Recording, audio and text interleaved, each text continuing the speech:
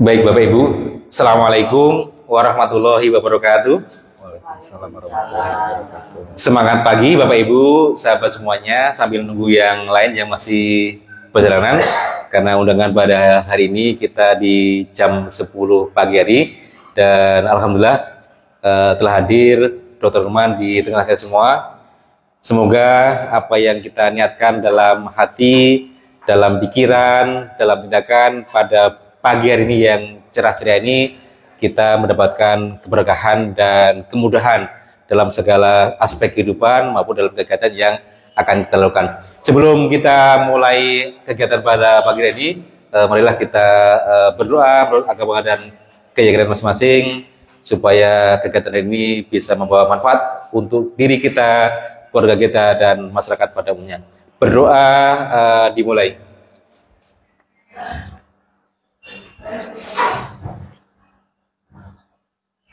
Terima kasih Bapak Ibu. Sebelum kita mulai, kita aja dulu ya, biar semangat. Walaupun kita nanti masih terbatas waktunya, dokter, dan kita juga sambil nunggu teman-teman yang sudah berkenan ke sini, kita lebih semangat lagi. Kita semangat seperti biasa ya. Semangat pagi. Pagi, Kresna sehat luar biasa. Tepuk tangan buat kita semua. Bapak Ibu dan sahabat semuanya, pagi hari ini kita akan mendapat edukasi tentang akupresur dan penerapan gizi pasca stroke. Jadi marilah kita nanti dengarkan, kita simak dengan baik.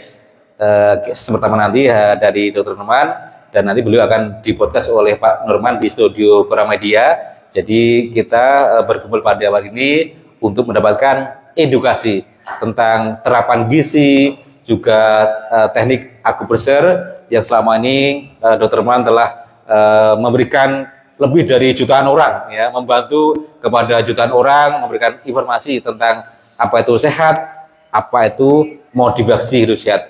Jadi kesempatan dan waktu yang sangat bahagia ini kita simak, dan nanti dua arah interaktif. Apabila Bapak Ibu mau bertanya, nanti teman-teman akan memberikan jawaban yang smart, dan kita semuanya nanti akan menjadi penyintas maupun orang-orang yang sehat luar biasa, juga menyongsong tahun 2024 dengan sehat dan bugar. Amin. Selamat, dan kita waktu dan semuanya kita serahkan ke Dr. Nurman. Mohon dok, silakan. Ya, silakan.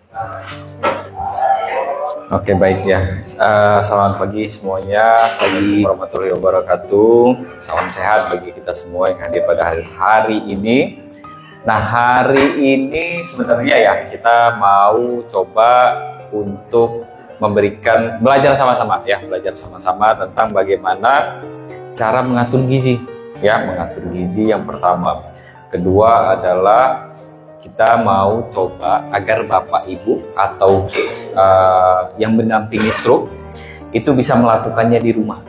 Kita sebenarnya sebagai akupresur ya. Jadi ini untuk istilahnya membantu latihan yang pertama, membantu latihan kita. Yang kedua adalah untuk mengatur agar jangan sampai yang namanya proses pemulihan kita tuh jadi lambat ya. Jadi kita harus atur semuanya ya. Baik. Nah, kita akan mulai dulu nih. Kita mulai dulu dari yang namanya gizi. Kadang kalau misalkan nih saya tanya ya, untuk gizi sendiri kadang-kadang bingung. Saya kok nggak boleh makan ini? Saya kok nggak boleh makan itu? Gitu. Kemudian terus saya mau makan apa nih? Ya kan ya. Terlebih lagi stroke ini kan bermacam-macam. Ada yang karena diabetes, ada yang karena dia hipertensi, ada yang karena gula darah tinggi, atau karena penyakit bawaan lainnya ya, karena misalkan memang pembuluh darahnya sempit ya, karena bawaan lahir. Jadi itu kondisi-kondisi yang memang akan menyebabkan terjadinya penyumbatan pembuluh darah atau penyempitan dari pembuluh darah kita. Nah, pada dasarnya kalau kita mau menyebutkan yang namanya stroke ini kan pasti ya untuk Bapak, Ibu. Kadang-kadang ini saya tanya nih, kalau ke dokter biasanya disuruh makan apa biasanya? Atau yang nggak boleh deh? Kalau saya kan diabetes. Ya. Terus? Saya kan kesukaan kerupuk. Sukanya kerupuk. Nah, Tapi seberapa banyak dianjurkan untuk makan yang lainnya selain dari itu? Kalau nasi boleh tuh, makan nasi boleh sama toples. Jadi kalau makan nasi putih, saya kan nggak doyan nasi merah. Ya. Nggak bisa masuk gitu loh tuh kalau Nggak makan bisa nasi. masuk. Iya, nggak sama Oke. sekali nggak bisa masuk. Ah. Saya tidak boleh, tapi harus ada takarannya. Misalkan hanya 5 sendok, begitu nggak boleh lebih. Nggak boleh Jadi lebih. kayaknya kurang mangsek ya tuh kalau terlalu sedikit gitu. Kalau diganti roti-roti saya nggak bisa juga. Nggak bisa juga, Ya, masih ya. lapar dok. Masih lapar Iya. juga. Terus kalau misalkan untuk Bapak gimana Pak? Dia disuruh makan apa, yang tidak boleh makan apa? Tidak boleh itu garam yang mengandung garam putih, Baik, kemudian berminyak, terus gula. gula. Tapi dikasih tahu nggak mau berapa banyak Bapak makan? Kalau saya, dokter saya bilang silahkan ada yang tadi itu, tapi jangan berlebihan. Kalau Oke. sekiranya pengen, ya sedikit aja. Baik ya. Jadi kita hari ini, saya harapannya gini ya, Bapak Ibu semua, mau yang di sini, mau yang di rumah yang lagi nonton, ini tahu gimana takaran untuk makanan kita gitu. Karena kan antara Pak Swadi sama Pak Komar beda dong gitu takaran makanannya, ya kan ya. Tapi kadang-kala orang cuma ngomong gitu, oh nggak boleh makan garam, nggak boleh makan gula gitu. Tapi kan nggak dikasih tahu mau berapa banyak makanan yang harus dikonsumsi kita. Jadi prinsipnya gini ya, kita ingat dulu prinsip dari pola makan ya. Kalau misalkan kita sudah sadar bahwa berat badan kita berlebih, berarti harus kita turunkan kebutuhan makanan kita ya. Kemudian kalau misalkan berat badan kita memang kurang, berarti kita naikkan gitu. Atau misalkan kalau kita hari ini mau olahraga berat atau lagi latihan berat nih, misalkan dari saya sudah satu minggu ini nggak latihan, saya mau hari ini saya mau latihan dari pagi sampai sore. Nah gitu ya. Jadi kita harus tahu mengatur dan mengukur makanan kita. Pada hari itu kita mau makan berapa banyak ya. Nah setelah prinsip itu kita tahu, artinya kita mau tahu kita mau nurunin berat badan, berarti kita harus tahu nih kebutuhan kalori per hari kita itu berapa ya. Nah ini saatnya kita menggunakan teknologi ya. Jadi kalau misalkan Bapak Ibu, kadang-kadang kalau kita menghitungnya manual, ada caranya yang manual ya. Tapi mungkin Bapak Ibu agak sedikit sulit ya mengukurnya ya, karena rumusnya banyak gitu. Nah tapi coba nih Bapak Ibu, coba lihat handphonenya masing-masing, buka Google. Handphone bisa. Ya nggak apa-apa ya, nanti ini buka Google, terus ketik TDEE, kalkulator TDEE. Kalkulator. Ya, kalkulator TDEE. TDEE itu Total Daily Energy Expenditure. Jadi itu adalah kebutuhan energi yang harus kita penuhi, yang biasanya kita penuhi ya. Jadi kita lihat tuh, ini ya, kalau Bapak Ibu lihat di sini, ini TDEE namanya. Buka, klik aja, terus masukin. Itu ada umur, ada jenis kelamin, ada tinggi badan, kemudian ada bobot, ada tujuannya apa? Menjaga berat badan kah, atau menurunkan berat badan, atau menaikkan berat badan. Kemudian pilihan aktivitas, kita klik aktivitasnya apa? Apa kita aktivitasnya berat, ringan, sedang, dan ini kebutuhan harian. Artinya setiap hari akan berbeda ya. Terus kalau lemak tubuh ini nggak usah kita isi, nggak apa-apa ya. Jadi kita lihat di sini, nanti sudah ada yang coba? Pak Komar sudah coba? Belum, coba ya. Ini kita bantu sama-sama. Pak Komar umur berapa Pak? 69. Kemudian tinggi badan ini dari ini dengan sentimeter ya. Berapa? 161. Berat badan dalam kilogram ya, kita atur ya. Berapa? 75. Oke, berarti kita mau menurunkan berat badannya ya. Terus aktivitasnya apa? Aktivitasnya Misalkan hari ini mau ngapain aja Pak Komar? Tadi pagi lari-lari kecil, Tadi pagi lah dari kecil, nanti siang, nanti sore mau ngapain? siang ya kayaknya ngapain. Nggak ngapa-ngapain, berarti hari ini anggaplah sebagai aktivitas ringan ya, atau menetap lah ya, menetap ya. Habis itu kita langsung nih ketik menghitung. Gitu. Nah, inilah kebutuhan kalori Pak Komar untuk hari ini ya.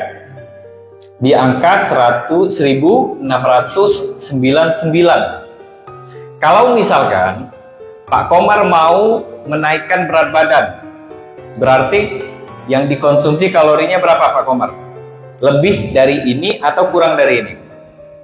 Mau menaikkan, Iya, berarti lebih ya? betul. Lebih dari ini.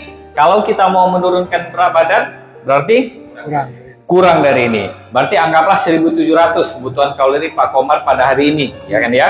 Kalau mau menurunkan berat badan berarti kita anggap sebagai kurang dari 1700. Nah, sekarang kita balik nih, kita pakai kalkulator.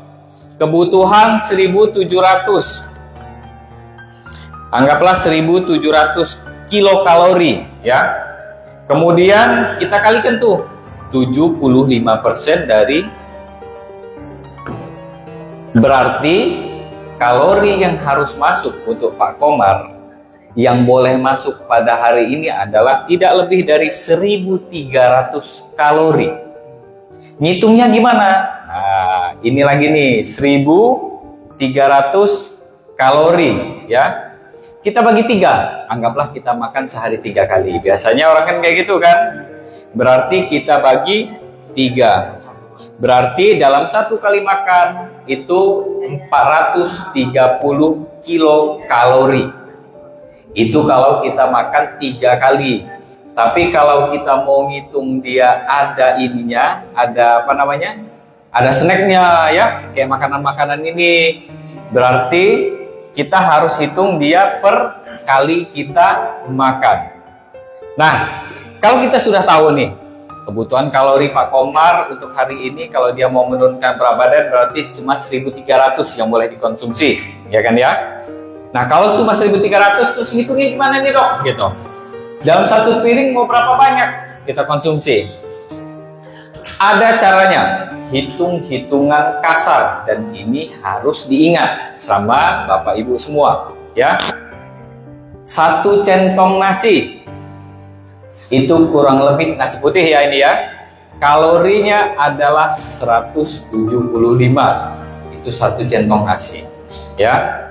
Terus kalau misalkan ikan goreng, misalkan ikan kembung atau ikan tongkol ya, ukuran rumah tangga lah ya, artinya yang ya biasa kita beli lah ya. Berapa dok itu? Kurang lebih juga 1 ekor ikan kembung yang ukuran rumah tangga ya. Berarti kalau sudah 175 tambah 175 berapa tuh? Tuh 75 tambah 175. Berarti sudah 350. Berarti tinggal 100 kilokalori yang boleh dimasukin lagi di dalamnya. 100 kilokalori itu apa? Kita penuhi dengan sayur. Sayur yang ditumis itu sudah lebih dari, kalau dia per 100 gram ya, per 100 gram kadang-kadang dia 50, tapi kalau dia ditumis kadang-kadang lebih dari itu. 50 kali, biasanya dia dengan kalau kita goreng, sesuatu yang kita goreng itu kita tambahkan 50 kilokalori.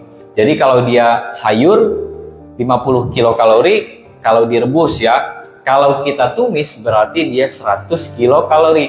Berarti Pak Komar cuma boleh makan nasi 1 centong sama ikan kembung goreng ya, sama sayur. Udah kayak gitu.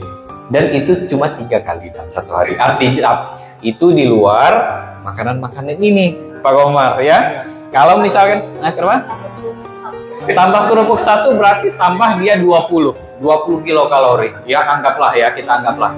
Itu hitungan kasarnya seperti itu. Berarti kalau misalkan kita mau menjaganya, berarti kalau misalkan oh saya tadi makan ini nih gitu, sama Pak Komar bilang anggaplah ini 10 sampai 20 kilokalori ya, atau sampai 30 kilokalori ya. Berarti saya nggak boleh lagi dong makan sekali lagi gitu. Karena saya sudah makan 2 kali dan saya cuma punya jatah untuk memenuhi kebutuhan kalori saya cuma 1 kali lagi. Tapi kalau saya sudah makan ini, berarti saya nggak boleh makan nasi lagi, nggak boleh makan ikan lagi, nggak boleh makan sesuatu yang berminyak lagi. Sayurnya boleh nggak dok? Boleh. Sayur kan cuma 30 kalori sampai 50 kalori. Kita tinggal tambahkan ini aja gitu. Berarti itu tahu diri ya dok ya sebenarnya ya. Cukup tahu diri ya. Tapi artinya gini ya. Yang saya harapkan di sini adalah Bapak Ibu semua dan Bapak Ibu yang di rumah yang lagi menonton tahu cara mengatur dan mengukurnya. Jadi nggak ada bayangan lagi. Apa sih yang harus saya makan? Gimana sih cara menurunin berat badan? Gitu. Yang nurunin berat badan itu bukan berarti kita nggak makan, ya. Ya cara menurunkan berat badan adalah kita mengurangi kebutuhan makan kita pada hari itu. Dan kita lakukan secara terus-menerus. Kita sebutnya sebagai defisit kalori. Kalau kita sudah tahu cara mengukurnya, kita harapkan apa? Ya berarti kita harus sudah tahu tuh. Berarti besok-besok saya kalau mau makan, saya harus tahu diri hari itu kebutuhan kalori saya berapa gitu. Dan ini dalam kondisi artinya Pak Komar nggak ngapa-ngapain, kan beliau tadi bilang saya siang sore kayaknya nggak ngapa-ngapain dok gitu. Siang juga kayaknya nggak ngapa-ngapain gitu. Berarti kan kita kebutuhan kalorinya segitu. Tapi kalau Pak Komar ada rencana, saya siang mau lari 5 km, sorenya saya mau latihan berenang misalkan, 10 kali bolak-balik dengan jarak 500 meter misalkan. Lebih dari itu berarti kebutuhan kalorinya. Boleh nambah lagi gitu. Boleh nambah lagi, Tapi ya. kan itu yang tadi dokter bilang itu hanya 1 kali makan. 1 kali makan, ya. Itu kebutuhan kalori itu untuk 1 hari kita ngitungnya. Itu nggak bisa kita samakan besok. Gimana dok? Ngitung lagi. Gitu. Kan kita artinya gini, kita kalau kita punya niat untuk menghitung kalori, untuk menurunkan berat badan atau mengatur berat badan, kita harus ada usaha untuk menghitung kebutuhan kalori harian kita. Dan itu harus kita lakukan. Nah, ini belum termasuk menunya ya. Artinya ini kita cuma melihat kalori-kalorinya gitu. Nah, kalau menunya gimana dok? Karena kan saya ada diabetes misalkan. Kan orang diabetes, yang penyebab stroke diabetes sama yang penyebab stroke-nya kolesterol beda menu makannya ya kan ya. Oke, jadi prinsipnya adalah kalau penyebab dari diabetes, penyebab dari stroke-nya adalah diabetes, berarti kita diet rendah gula, rendah karbohidrat. Kalau dia penyebabnya kolesterol tinggi, diet rendah kolesterol atau lemak, ya. Kalau penyebabnya hipertensi, berarti diet rendah garam. Jadi tiap orang akan berbeda gitu antara menu, misalnya menu makan saya sama Pak Komar beda karena saya tidak ada kebutuhan dengan yang namanya diet rendah gula gitu. Jadi cara melihat menunya kita perhatikan. Boleh nggak sebenarnya kita dok? Jadi yang namanya sumber energi ya, kebutuhan energi kita itu kita dapatkan dari 3 jenis makronutrien. Ada gula, karbohidrat kita sebutnya ya, ada protein, ada lemak. Kalau misalkan pada orang yang dia kolesterolnya tinggi nih gitu, berarti lemaknya kita kurangin. Lemaknya 10 sampai 15% ya. Ya kita lihat aja lah dari menu piring kita saat ini, ada nggak ini lemaknya kira-kira gitu. Kalau lemaknya ada, ini lemaknya Bapak Ibu mohon maaf ya, ini tetap ada lemaknya ya, di dalam sini ada. Tapi ini dominan karbohidrat isinya ya, karena dia termasuk gula juga. Sama itu gula juga. Nggak apa-apa, kita tetap butuh gula. Gula itu adalah menu makan kita yang paling banyak sebenarnya ya. Kita kebutuhan gula kita itu 40 sampai 60% tergantung pada kondisi kita saat itu ya. Kalau protein boleh nggak banyak? Boleh. Protein itu secara garis besarnya kita ya dalam 1 hari kita butuh setiap kali kita makan itu ada proteinnya, entah itu dari tempe, ikan, kemudian dari telur ya. Tapi hati-hati kalau dari daging itu, kenapa? Daging itu bukan cuma protein isinya, tapi ada lemaknya juga di dalamnya. Dan lemaknya biasanya dia lemak yang jahat kita sebutnya. Kalau misalkan dia ini Kalau misalkan diolah dengan cara yang tidak benar. Tapi boleh nggak makan daging? Boleh aja. Ya, yang penting itu adalah tahu kalori, jumlah kalori yang maksimal pada hari itu kita konsumsi. Ya, nggak boleh lebih dari itu. Itu adalah kuncinya. Kalau diabetes itu bagaimana Prof? Kalau sebutnya karena diabetes, makanan yang kita konsumsi sehari-hari. Baik. Saya kan gini Dok, saya itu kan dari diabetes. Nah saya mencoba, saya nggak konsumsi sama dokter, tapi saya udah ngikutin masih tetap aja. Jadi saya itu kalau jam 3 pagi itu laparnya yang benar-benar banget lapar gitu. Baik, ya. Ingat ya, prinsipnya adalah hitung dulu jumlah kalori, ya. Setelah ketahuan nih jumlah kalorinya, berarti kan ibu suka lapar nih, ya kan ya. Artinya, Pagi saya makan, siang makan, malam makan habis maghrib. Betul. Saya makan, tapi jam 3 pagi Dok itu kalau saya mau sholat tahajud itu laparnya itu luar biasa. Laparnya luar biasa, ya. Berarti misalkan kalorinya 1.500 maksimal, nggak boleh kita bagi 3 ibu, kita bagi 5, ya, karena untuk mengantisipasi kalau kita tiba-tiba lapar. Jadi kalau misalkan kita sering lapar, sering makan tiba-tiba, kita nggak boleh membagi makan kita jadi 3 bagian. Kita bagi makan kita itu kalori yang tadi yang kita hitung itu jadi 5. Artinya misalkan 1.500 kita bagi 5 kurang lebih cuma 300, ya, 300 kilokalori. 300 kilokalori itu berapa berarti Dok makannya? Berarti cuma setengah porsi makan, artinya setengah centong makan sama setengah potong ikan, sisanya sayur. Jadi dengan begitu kita enggak kelaparan dan juga tidak kekurangan nutrisi. Kita tetap penuhi nutrisi kita. Itu adalah cara yang paling mudah. Jadi kalau kita sadar diri aja lah ya. Kalau kita suka makan tiba-tiba berarti yang tadi kita hitung itu nggak boleh 3, kita bagi 5. Tapi kalau kita memang teratur rutin, ya kita bagi aja jadi 3, ya, atau jadi bagi 2 juga boleh, ya. Kalau siang kan Dok, kalau terlalu sedikit pasti lapar. itu sudah jadi tanggung jawab masing-masing. Nggak mungkin misalkan ibu yang lapornya sama Bu Mila, nggak mungkin, kan yang ngatur ibu gitu. Bu Mila bukan yang ngatur-ngatur makanan ibu, ya kan? Tahu diri. Jadi intinya adalah kita harus Jadi malu. Iya. Jadi kita harus tahu diri mau berapa banyak yang kita konsumsi itu, ya. Ya, jadi kayak gitu ya. Terakhir makan itu ya. Iya. Berarti kalau yang kayak gitu adalah kalori yang dimakan itu berarti memang sudah lebih daripada yang dibutuhkan pada hari itu, ya. Prinsipnya begitu. Kalau malam di kampung kan di rumah jauh dari warung. Betul. Kadang masak juga tuang sayur kadang saya nggak bisa masak. Jadi saya beli pecel lele tuh.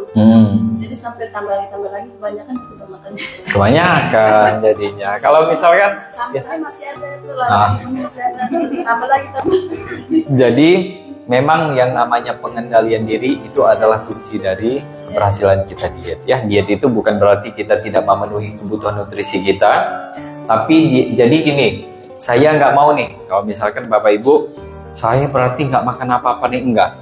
Tapi karena sudah tahu kebutuhan kalorinya berapa, berarti yang kita atur adalah jenis makannya. Nasi boleh nggak? Nasi putih? Boleh-boleh aja nasi putih. Asal tahu dalam satu nasi putih itu kalorinya berapa, ya kan ya, gulanya berapa gitu. Kemudian apalagi? Kemudian ikan goreng boleh nggak? Boleh-boleh aja. Asal tahu dalam satu ikan goreng itu kalorinya berapa, jenis ikannya itu ikan apa gitu, dan jenis lemak dari ikan yang digoreng itu lemak apa, lemak cacah, lemak baika gitu.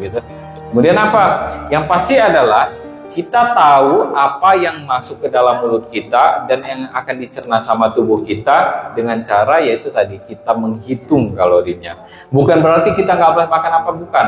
Karena terus terang pada orang yang sedang stroke nutrisinya lebih banyak dibutuhkan daripada orang yang sehat. Karena untuk memenuhi kebutuhan nutrisi otak itu dia nutrisinya dipenuhi dari apa? Biasanya dari gula. Dia cuma butuh gula sebenarnya otak kita. Ya sedikit lah lemak lah ya. Tapi yang lain nggak bisa lewat ke otak kita. Jadi kita tetap harus memenuhi kebutuhan nutrisi kita. Bukan berarti kita membatasi asupan nutrisi, bukan. Tapi kita pilih nutrisi yang mau masuk ke dalam mulut kita tuh jenisnya apa. Ya. Dok, kalau ikan itu baiknya ikan apa? Semua ikan sebenarnya baik ya, terlepas dia ikan lele ya, ikan lele itu lemaknya lumayan tinggi, tapi ya kalau ya itu yang paling mudah kita cari, artinya kan ya daripada kita susah salmon dok, kata TV salmon baik gitu, memang baik, yang pertama memang baik ya, kedua mahal, tiga nyarinya susah, kita manfaatkan yang di sekitar kita. Ada ikan lele, ikan kembung, ikan nila, ya, ikan bandeng. Nah, cuma ya mungkin kadang-kadang durinya, ya, kalau yang kayak gitu-gitu, ya. Jadi tidak semua yang kita lihat di berita, gitu, kemudian di internet, gitu, harus kita penuhi semua, enggak juga. Kita bisa memilih menu yang lainnya yang ada di sekitar kita. Almond baik nggak dok? Baik. Tapi kan susah kacang almond. Lebih banyak kacang. Kenapa? Nila entok. Nila entok maksudnya? Iya, maksudnya bukan ikan laut. Itu apa, bebek? Bebek. Oh, bebek. Bebek bagus-bagus saja. Tapi bebek itu sadar. Kita menyadari bahwa beberapa jenis makanan di Indonesia itu memang tinggi akan lemak, ya. Terlebih lagi kalau kita lihat cara pengolahan orang Indonesia, direndang ya, kemudian dia digula ya, itu akan meningkatkan resiko tingginya kalori dari makanan itu. Yang tadinya bebek itu bagus, tapi kalau karena kita goreng, karena kita gulai gitu, jadi dia kalorinya yang tinggi. Jadi ya kita harus menyadari bahwa ya, tapi pernah mikir nggak gitu? Kenapa sih kita lahir di Indonesia? Nggak lahir aja di Amerika gitu, yang kacang almondnya banyak gitu. Karena memang tubuh kita tuh sudah didesain untuk tinggal di Indonesia. Jadi karena kita sudah didesain untuk tinggal di Indonesia, berarti makanan yang paling cocok untuk nutrisi bagi tubuh kita, zat gizi bagi tubuh kita apa? Yang ada di Indonesia. Orang di Indonesia banyak suka makan restoran itu apa? Kira-kira? Karena budaya, lebih ke budaya, ya, budaya dari sana masuk ke sini. Tapi boleh nggak yang dari western kita makan? Boleh-boleh aja. Tapi kita tuh sebenarnya sudah didesain, sudah Tuhan taruh di Indonesia untuk makan makanan yang ada di Indonesia, ya. Kacang almond baik-baik. Kacang tanah jahat nggak? Nggak juga. Karena kita sudah terbiasa dengan kacang tanah. Jadi kacang tanah juga nutrisinya banyak. Bukan cuma kacang almond aja. Dia. Kalau Indomie tuh gimana tuh? Kalau untuk mie instan ya, sebenarnya kenapa sih? Jadi gini, kadang-kadang orang bilang bahwa, oh ini junk food, makanan sampah, ya. Yang disebut makanan sampah itu bukan berarti sebenarnya kan kalau kita lihat ya, burger misalkan ya, burger itu dia terdiri dari sayurannya ada, tomatnya ada, dagingnya ada, rotinya ada, ya kan ya. Dijadiin satu kok tiba-tiba dia disebut sebagai junk food atau makanan sampah. Iya, bawang gitu, gorengan. Karena seluruh makanan yang dia tinggi lemak jahat dan tinggi gula dan garam itu kita sebutnya sebagai junk food. Apapun itu, ya. Mau dia burger, mau dia hotdog, kalau dia sudah tinggi garam, tinggi gula, kan kalau misalkan dia jadi hotdog, kasih mayones, terus kasih apa, itu kita sebutnya sebagai junk food, ya. Jadi bukan berarti kalau kita pisah-pisah, kalau kita cuma makan sayurnya aja, makan dagingnya aja, dia nggak junk food. Tapi karena dia sudah dijadiin satu, dicampur dengan sesuatu yang tinggi garam, tinggi gula, maka kita sebut sebagai junk food. Iya. Kalau sedikit boleh ya dok? Kalau mau nyoba-nyoba silahkan. Jadi kalau saya pribadi saya akan makan buruk itu dalam 1 minggu 1 kali. Ya, jadi kayak misalkan saya memenuhi kebutuhan keinginan ya. Keinginan ya, saya akan memenuhi keinginan otak saya makan sesuatu kayak seblak ya, kemudian ya pokoknya sesuatu yang kayaknya junk food deh, itu 1 minggu 1 kali, bukan 1 hari ya, 1 minggu 1 kali. Jadi saya boleh ya 1 minggu 1 kali gitu dok. silahkan. Nah, untuk Indomie 1. betul. Jadi ya, jadi Besoknya KFC 1 minggu adalah menu untuk junk foodnya adalah 1 kali. Itu untuk agar otak saya tidak stres. Itu kayak cheating day, Hah? cheating day. Cheating meal. Cheating day berarti seharian dong kita cheating ya kan ya. Tapi saya lebih suka bilangnya cheating meal ya. Jadi saya makan ya udah seminggu untuk agar tidak stres, otak saya tidak stres. Dan keinginan otak saya untuk mencicipi makanan-makanan yang sekiranya kurang sehat itu terpenuhi. Karena jadi ada beberapa penelitian yang menyebutkan ketika kita sangat ketat dengan diri kita, suatu saat diri kita akan berontak dan saat itulah dia tidak ingin lagi balik ke tempat yang sehat. Ya, kalau kita udah 5 tahun dok, saya nggak pernah nyicipin burger gitu. Padahal dia suka burger gitu. Suatu saat tubuh dia capek melawan keinginan dia untuk makan burger. Saat itulah dia nggak bisa balik lagi ngatur-ngaturnya. Ya, jadi ada saatnya kita penuhin aja keinginan otak kita untuk makan sesuatu yang sekiranya kurang begitu sehat. Ya, itu untuk mengatur agar jangan kita tuh kelewatan nantinya. Ya. kan lebih gimana dok? Apanya? Yang protein. Telur itu dia ada proteinnya, ada omega 3-nya, ada omega 6-nya ya. Telur itu dia dalam 1 butir telur kurang lebih dia 75 gram ya ininya kalorinya ya, tergantung besar kecil telurnya, jenis telurnya juga, tapi kita rata-ratakan 75 gram sampai kalau kita makan semua itu ya 75 gram. Kalau digoreng gimana dok? Ya kalau digoreng dia 100 sampai 125 ya. Kita tergantung. Yang setruk kan telur yang dimakan putih itu kuning. Jadi ada prinsip di mana, jadi yang perlu kita ketahui ada beberapa jenis vitamin yang dia cuma bisa larut dalam lemak gitu. Ada vitamin A, D, E, K. AD kita sebutnya. Jadi kalau kita makan vitamin D misalkan ya dalam bentuk suplemen ya, suplemen vitamin D. Kalau kita nggak makan sesuatu yang jenisnya lemak, ada lemaknya, percuma kita makan vitamin D. Nggak larut dia. Bukan berarti saya nggak makan lemak dok, saya minum vitamin ini semua. Prinsip dari gizi adalah kita ketahui dulu sifat dari vitamin ini apa. Vitamin kan kita butuhkan.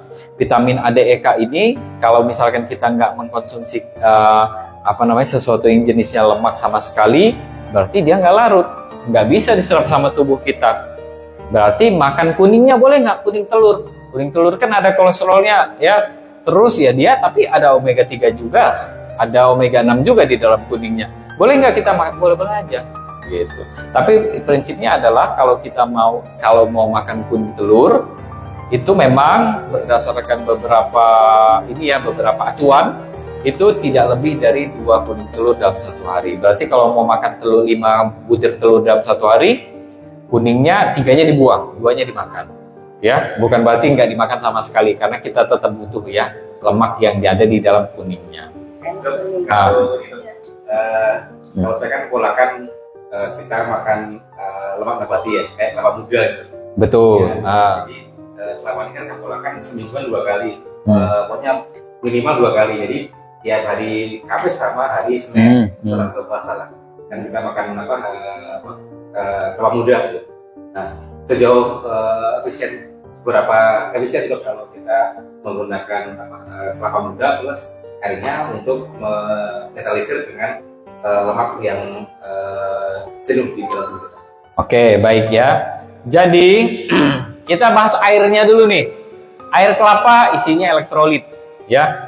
Ada natrium, kalium dan lain-lain, ya, sebagainya, ya. Boleh nggak minum air kelapa? Boleh, silakan. Ya, air kelapa itu air yang cukup membantu tubuh kita, karena air kelapa itu bisa dijadiin infus juga sebenarnya, tapi ya memang jarang-jarang lah orang, karena kan ada air infusan sendiri, ya. Nah, terus gimana dengan ininya, dengan daging kelapanya? Daging kelapanya boleh nggak kita makan? Daging kelapa itu dia yang nggak kita papain ya Pak Swadi ya, artinya nggak kita kasih gula merah gitu ya, daging susu ya, cuma daging kelapanya saja. Betul, dia tinggi akan lemak tak jenuh, lemak baik kita sebutnya ya. Lemak tak jenuh ini kalau jadi kan kalau kita logikanya kadang-kadang kita berlogika gini, berarti kalau saya makan lemak semuanya banyak dong lemak di tubuh saya, ya kan ya? Tapi yang harus diingat bahwa kalau lemak itu ada baik, ada dua ya.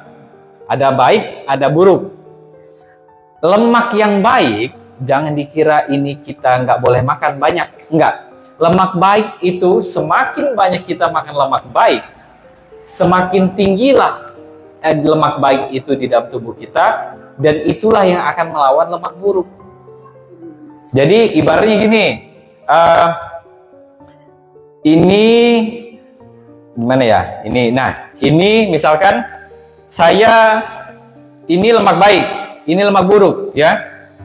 Kalau untuk menurunkan lemak buruk ada dua cara. Yang pertama, kurangi konsumsi lemak buruknya. Yang kedua, perbanyak lemak baik. Karena lemak baik inilah yang nanti akan menurunkan lemak buruk. Ya. Jadi bukan berarti dia dua-duanya akan enggak. Kalau lemak baik kita meningkat, HDL kita sebutnya, maka lemak buruk atau LDL ini dia pasti akan turun. Jadi memang cara untuk menurunkan agar lemak jahat di dalam tubuh kita itu berkurang, kita konsumsi lemak baik dalam jumlah yang banyak. Ya. Jadi nggak apa-apa, makan aja buah kelapa selama kita tidak alergi, tidak kekenyangan. Dan ingat prinsip bahwa dalam satu buah kelapa itu tetap ada kalori di dalamnya. Jadi kalau kita sudah mengkonsumsi 5 buah kelapa dok, misalkan, berarti nggak boleh lagi tuh makan 2 kali lagi. Makan berarti sisa makan cuma 2 kalian lagi gitu, dengan menu yang terbatas. So gitu aja cek. Udah kan? Nah. Ya. Nanya, saya itu kan waktu stroke, gula tinggi, tensi tinggi. Oke. Habis kehidupan sehabis stroke, saya berubah ya, artinya gini. Menurut dokter ini udah bener belum? Pagi itu saya hanya makan buah, apel, pil. Saya tidak makan semangka,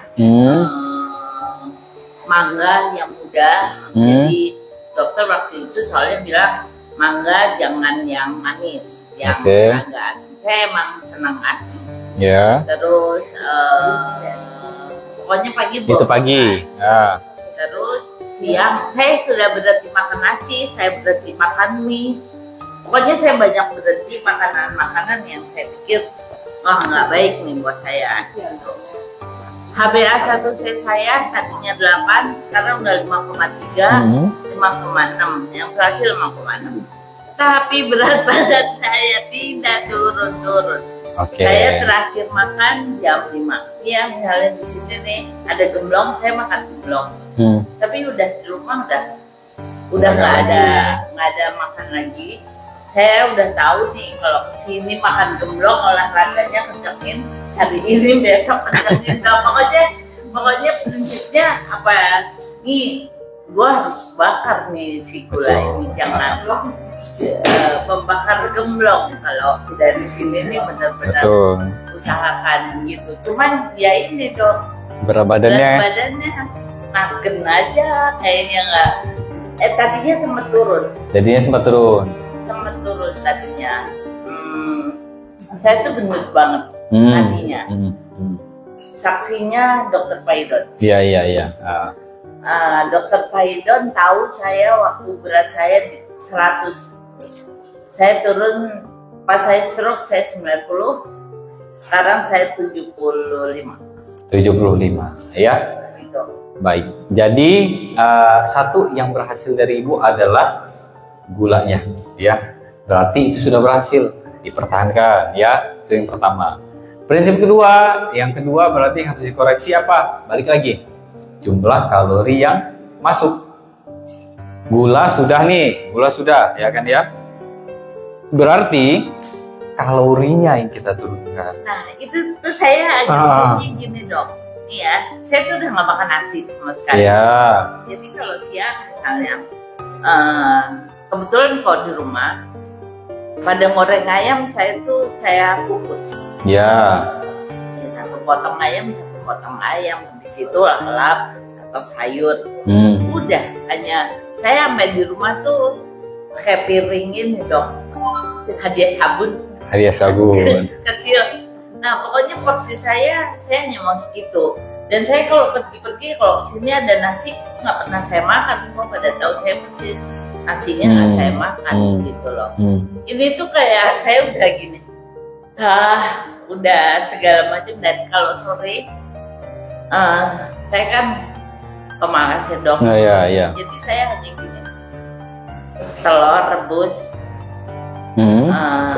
salad sedikit pakai Italian dressing. Buat saya itu udah oke banget lah. Makan telur, saya nggak perlu ayam yang besar, potongan besar. Pokoknya sore itu hanya kayak gini. Saya mesti minum obat darah tinggi misalnya. Ya udah hanya pengantar. Makan obat. Itu jam 5 saya udah selesai makan. Saya makan lagi besoknya. Jadi gula saya emang bertahannya bagus terus gitu. Bertahannya bagus terus ya. Jadi gula udah nih ya, gula udah. Berarti kalau untuk menurunkan berat badan ini yang kita turunkan. Nah untuk Ibu sendiri, coba Ibu bisa berdiri nggak? Bisa dong. Bisa ya. Jadi kalau untuk Ibu ya, ini kalau kita lihat secara sekilas gulanya sudah bagus. Gimana dengan lemak tubuhnya? Lemak tubuh itu bukan lemak darah aja ya. Lemak tubuh itu yang di bawah kulit juga ada. Nah, kalau kita mau menurunkan berarti harus kita turunkan apa? Ini kan ototnya sudah pada hilang nih, ya kan? Ototnya sudah pada hilang. Tapi lemaknya banyak, lemak yang di bawah kulitnya banyak. Jadi kalau Ibu mau olahraga, berarti Ibu olahraganya yang sifatnya adalah yang pembakaran lemak. Ya, yang pembakaran lemak tuh yang gimana, Dok? Yang pembakaran lemak adalah yang dia olahraganya intensitasnya sedang ke berat. Apa? Misalkan ya, lari bukan lari, jalan cepat. Jalan cepat. Ya. Karena gini, kalau kita larinya cepat, lari cepat, lari dalam jangka waktu yang cepat dan panjang. Yang dibakar itu bukan lemak, tapi gula. Makanya pada orang yang gulanya tinggi, memang kita cenderung ajarkan untuk olahraga yang sifatnya dia cepat.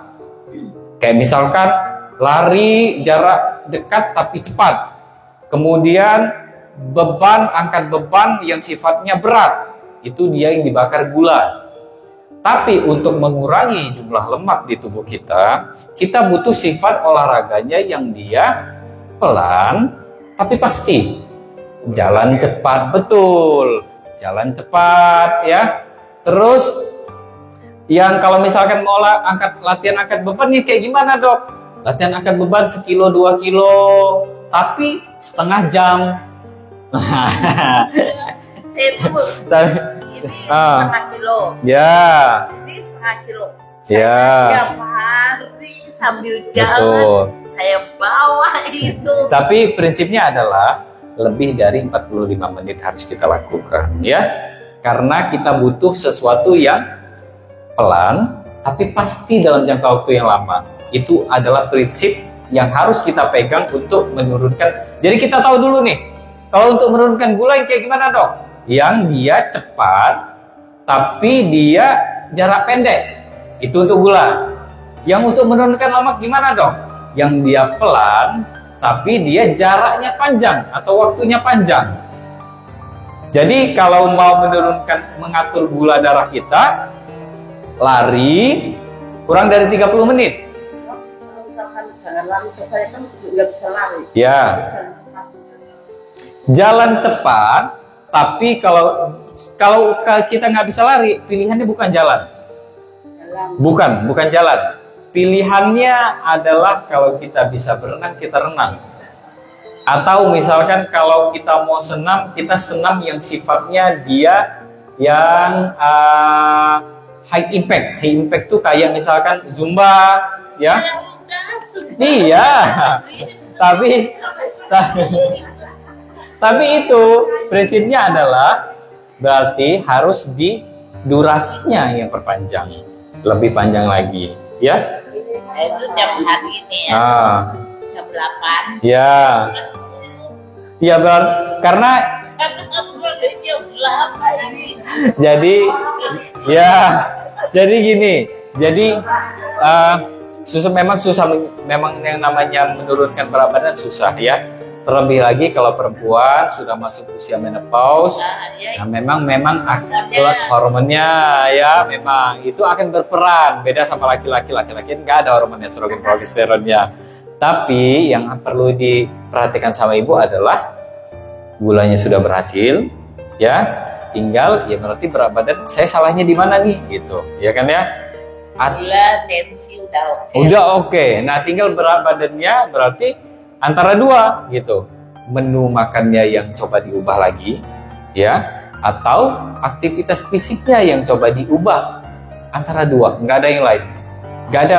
Jangan kita menyalahkan hormonal, jangan, karena hormon itu ya memang akan berpengaruh ya, tapi yang bisa kita atur kan bukan hormonnya, yang bisa kita atur adalah jenis menu makanannya sama aktivitas fisik yang harus kita lakukan, itu yang bisa kita atur. Dok mau nanya, saya itu tiap hari makan fish oil,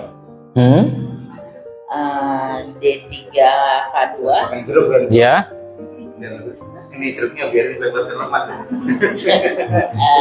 sama saya minum vitamin karena udah tua ya, jadi buat hair skin ini. Oke. Itu biotin ya. Biotin isinya. Biotin itu vitamin B7 ya kita sebutnya. Apa Ya, biotin itu vitamin B termasuk ya, vitamin B7. Berarti vitamin B ada, B7 ya, B7 ada, vitamin D3 ada ya, kolekalsiferol, kemudian sudah ada vitamin K2-nya juga ya, khusus.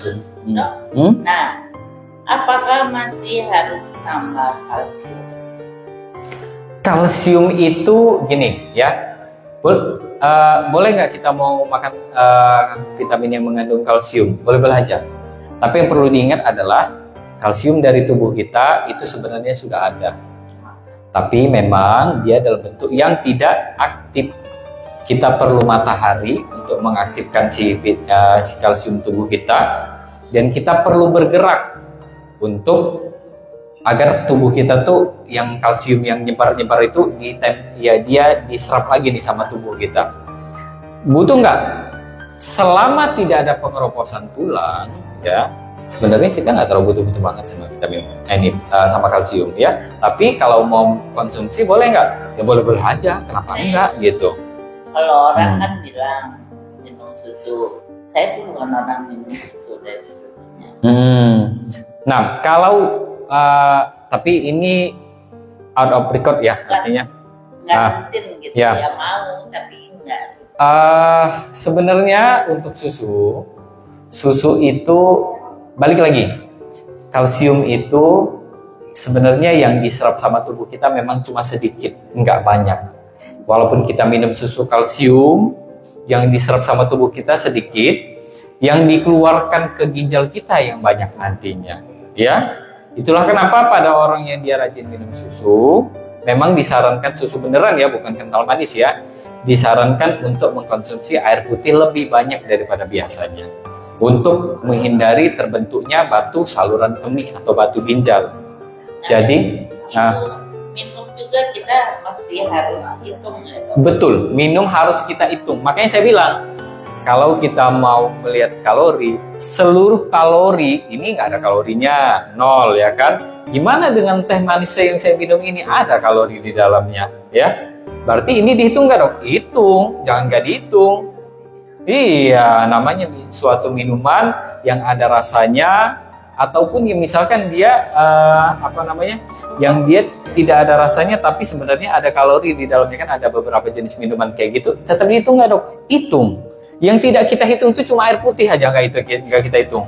Yang lain kita hitung. Tapi tetap harus dihitung asupannya ya. Asupan air putih iya, tapi kalori dia kita take out dari kalorinya nggak ada, tapi asupannya jangan sampai kurang ya. Jadi balik lagi, prinsip adalah itu yang saya terapkan dari dulu sebenarnya ya. Dari dulu saya sama pasien-pasien saya akan rajin tuh ngitungin, dan saya ajarkan untuk menghitung sendiri. Kan nggak mungkin kan pasien saya datang tiap hari, "Dok, saya hari ini berapa ya, Dok ya?" Ininya nggak mungkin kan.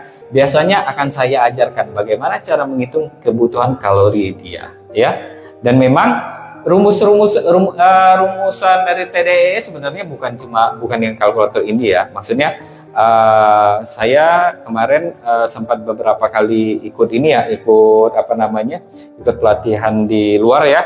Di sana memang untuk mengukur TDE itu secara akurat memang ada beberapa koma-komaan ya yang harus kita hitung. Cuma itu susah, lebih mudah pakai yang ini tadi ya. Udah nggak usah pusing, liatin aja itu kurang lebih kayak gitulah ya. Jangan, nggak usah lah yang akurat bang, nggak usah lah, karena ngitung-ngitungnya juga susah. Saya lihat, waduh, saya pikir ini kalau saya kasih tahu ke pasien bingung mereka ngitung-ngitungnya ini, karena ada yang 0,25, ada yang 0,375, 0,575. Bingung nanti. Ya lebih baik ya udah pakai kalkulator ini aja. Ini lebih mudah, lebih ringkas, lebih praktis, dan ya ibaratnya tahulah gitu, siapapun bisa tahu, apalagi lansia kadang-kadang susah ya. Ya Pak? Kita kan sedikit tahu ya bahwa itu baik. Betul.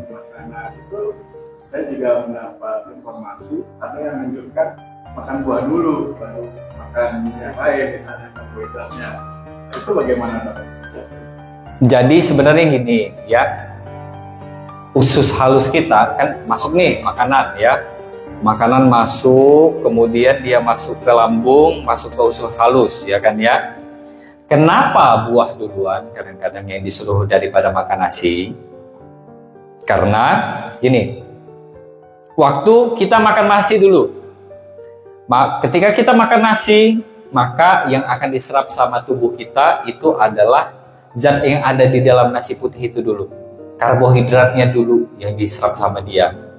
Terus itu, dan kemungkinan kita untuk kenyang lebih dulu, artinya kita sudah tidak ingin lagi makan buah-buahan, itu ada, besar kemungkinannya. Makanya dianjurkan untuk makan buah dulu, agar vitamin, mineral yang ada di dalam buah itu diserap dulu sama tubuh kita. Sisanya itu adalah nasi. Makanya gini, prinsipnya gini ya.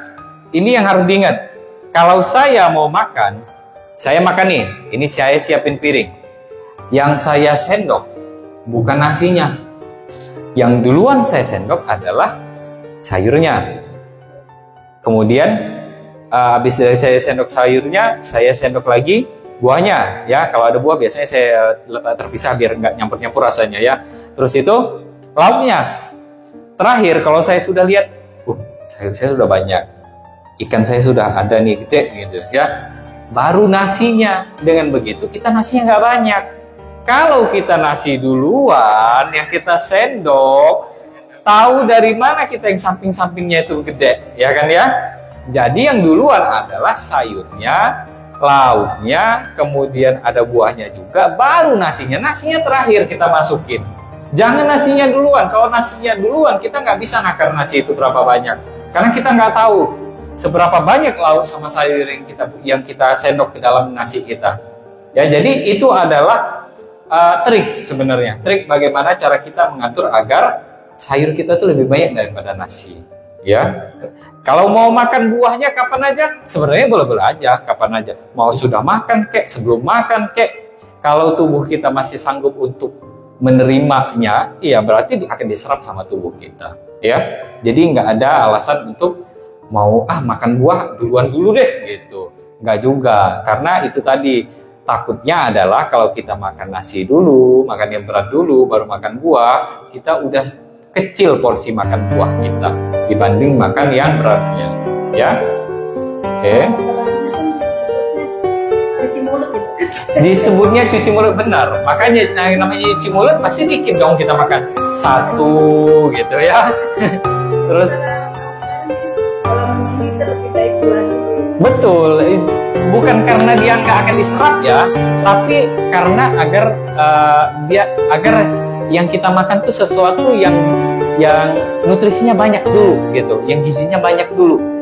Jadi ya itu tadi, kita penuhi dulu kebutuhan gizinya, baru sisanya adalah ya udah nasi baru masukin ya, biar nggak berlebihan. Ya. Tambahan pengalaman gitu. Ya, ya.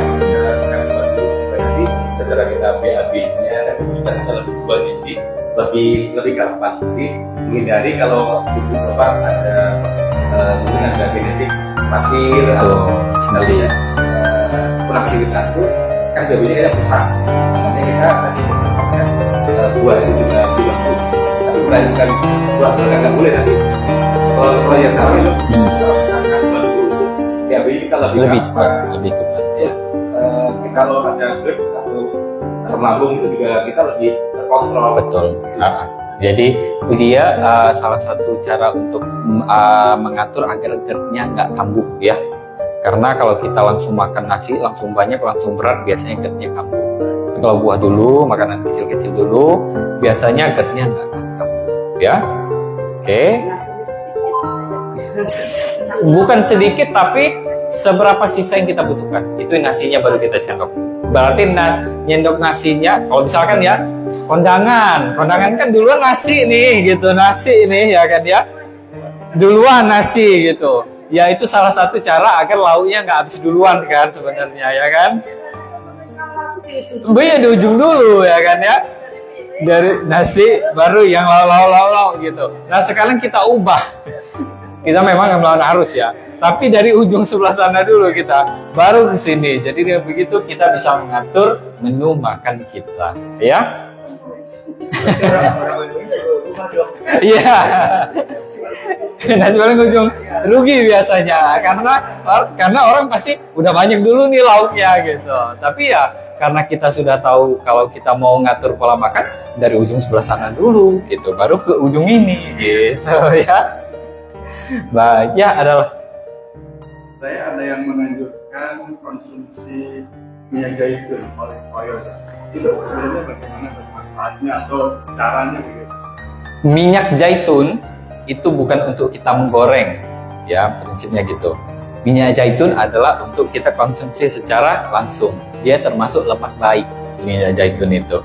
Jadi kita konsumsi sehari 1 sendok atau 2 sendok itu sudah cukup. Itu untuk memenuhi kebutuhan lemak baik bagi tubuh kita.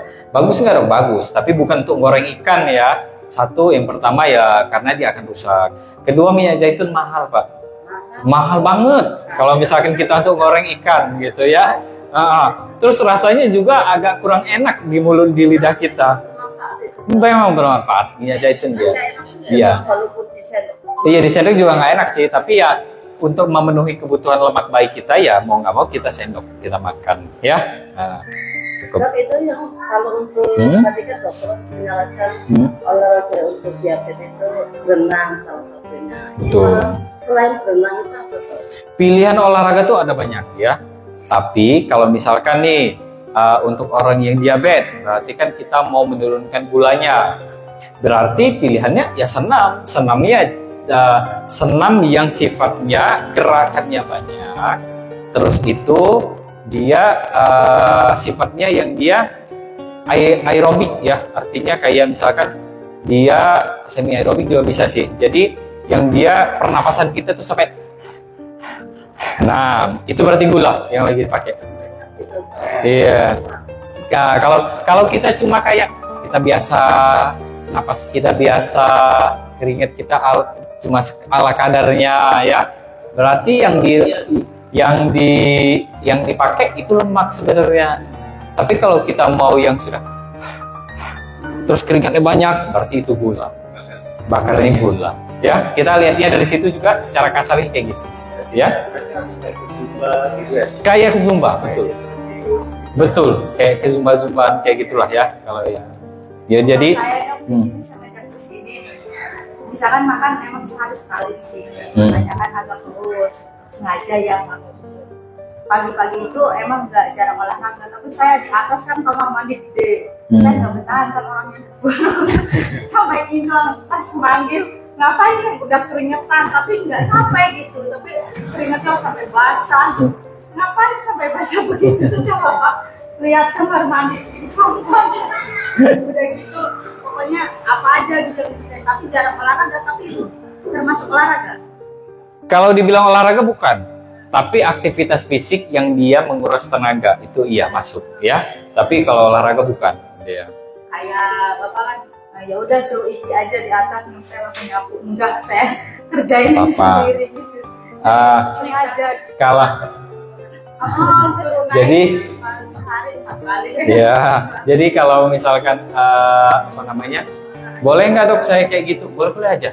Jadi itu akan yang pertama meningkatkan performa fisik ya, artinya stamina kita meningkat ya. Kemudian itu juga bisa dibilang ya itu akan mengatur berat badan kita sama bikin tubuh kita tuh nggak gampang capek ya. Tapi dia belum termasuk olahraga. Boleh nggak dok saya kayak gitu terus? Kalau memang kuat, artinya melakukan kegiatan tersebut kuat, silakan ya. Tapi tetap yang namanya olahraga itu adalah kegiatan yang kita lakukan dengan tujuan untuk menyehatkan tubuh kita. Kalau yang tadi kan tujuannya adalah untuk membersihkan kamar mandi, ya beda, tujuannya beda, ya. Jadi kan takutnya kan nggak masak, pengen makan apa gitu, pengen makan berenang, bilang aja pengen makan lagi. Tapi pagi-paginya udah, kemarin saya makan rendang, pagi-paginya udah aja nggak olahraga, jadi beresin kamar. Beresin kamar itu cukup, ya. Gerak aja gitu. Ada lontong sayur. Lontong sayur kemarin. Udah ngawur dari makan tuh udah ngawur. Udah ngawur. Yang penting kan gerak itu lah dalam hati. Betul. Nah, kalau kita sudah selesai belum nih Gizi? Kalau sudah selesai kita mau pindah ke acupressure. Jadi biar ini untuk bisa dilakukan sendiri di rumah. Ya bisa dilakukan sendiri atau orang lain yang suruh lakukan itu cukup ya. Ada lagi yang mau ditanya tentang ini? Tentang nutrisi, gizi? Cukup ya. Ya itu dulu lah ya biar nggak penuh otaknya.